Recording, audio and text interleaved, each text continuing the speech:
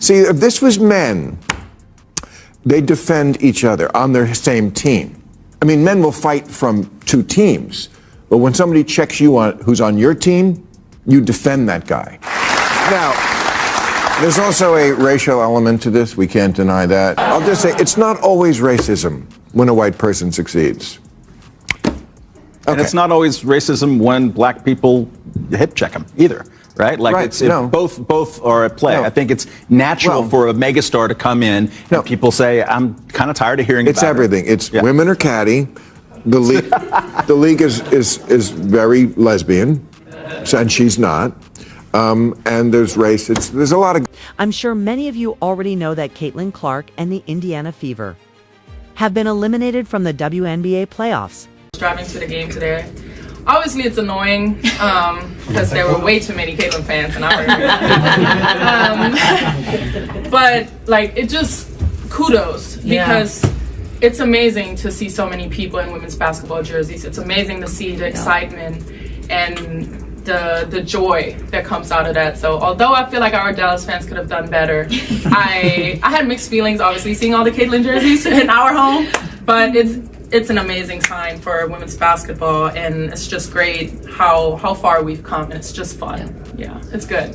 It's a good thing. After skipping the Olympics, Clark made a strong comeback, leading her team to the playoffs, but they were unfortunately swept in just 2 games in the WNBA draft, as opposed to Angel Reese, a woman who can't run. I mean, next time you watch Angel Reese play, yes, she can play. She's a good player, but she can't run. But we're not allowed to show the #1 pick in the draft, the most dynamic player, including everybody. Why? Well, because it's racist. Yes, it's racist according. WNBA has become quite a spectacle, with some players portraying themselves as victims.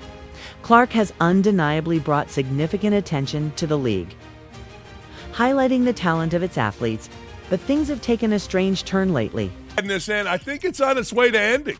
I do. I think that Netflix special last night showed that black folks can get on white folks on black folks, and everybody can laugh about it.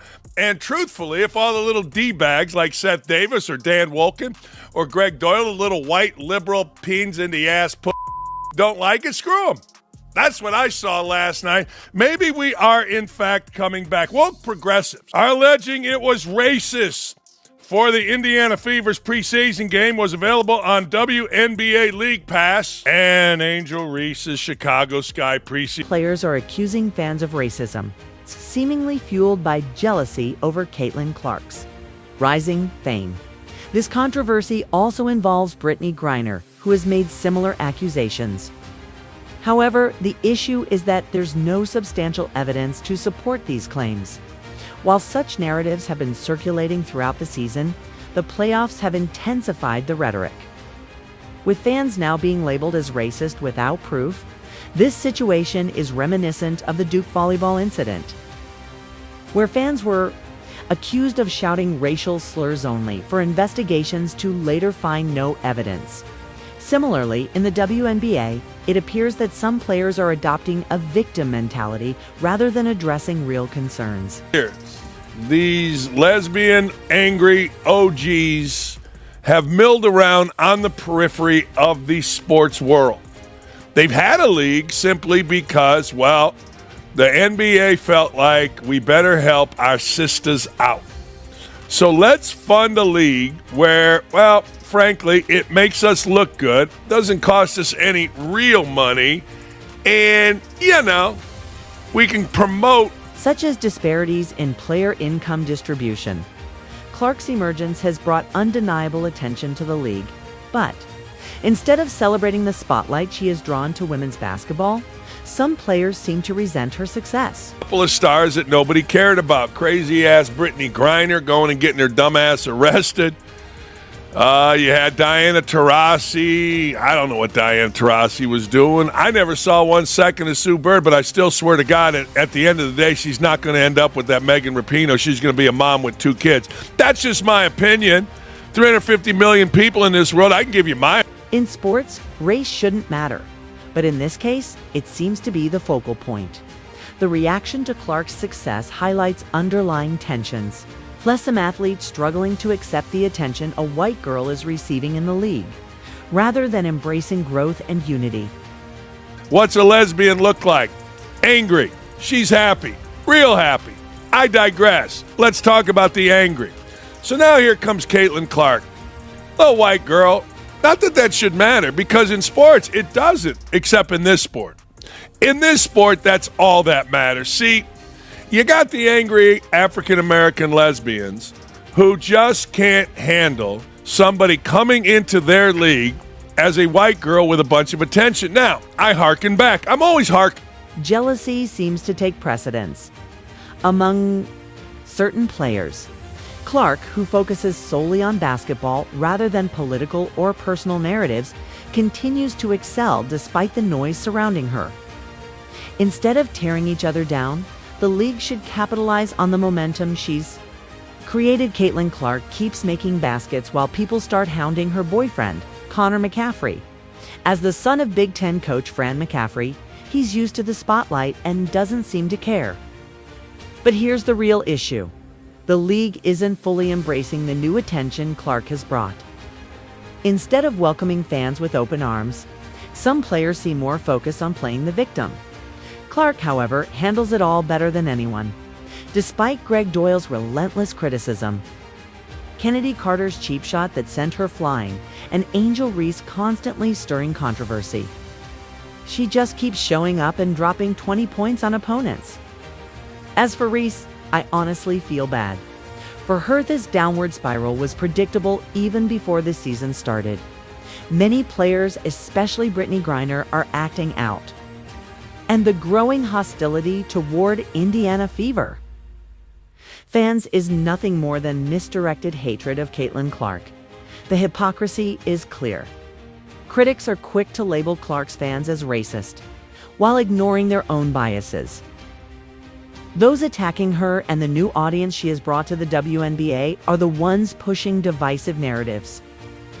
Meanwhile, Nike, instead of capitalizing on Clark's stardom, refuses to release a Caitlin Clark commercial or shoe. Why? Because they've decided to appease the demands of the angry black feminist movement, prioritizing racial and social activism over sound business decisions. Take Brittany Griner. For example, she claims to have faced racist taunts during WNBA games, but the timing of these accusations feels suspicious. Caitlin Clark is currently the biggest star in sports. Yet Nike insists on focusing its marketing on A'ja Wilson, a talented player but someone who, despite years in the league, has never generated this level of buzz. It's not Clark's fault. That Wilson hasn't drawn the same attention yet. Now suddenly, you're hearing a surge of accusations about racism in the league. The outrage has even extended to fan interactions, with people complaining about tweets directed at Alyssa Thomas and others. It's become a joke. Amid all this chaos, one person I'll give credit to is Christy Sides. Many are calling for her to be fired. But I'm not one of them, Matt, at least not yet. Caitlin Clark has walked into a league that has been largely ignored for 27 years. The WNBA wasn't ready for the level of media attention and fan engagement she has brought. It's not just a small increase, it's an explosion. And yet, instead of embracing this moment, the league seems to be struggling with its own internal conflicts. There's been a growing trend where any criticism or heckling of players is immediately labeled as racism.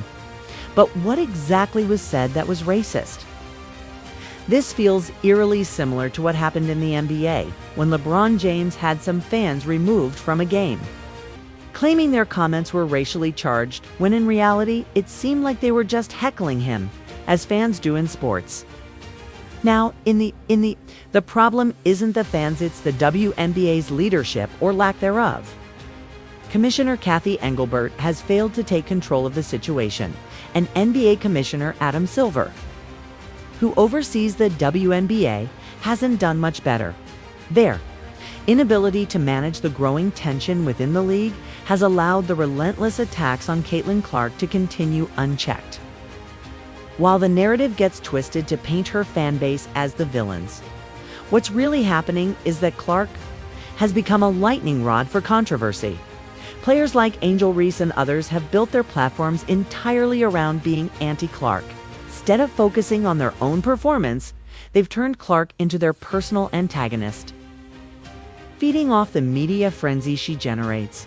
At this point, it's undeniable Clark is the one driving engagement, bringing in new fans and ultimately making the league money.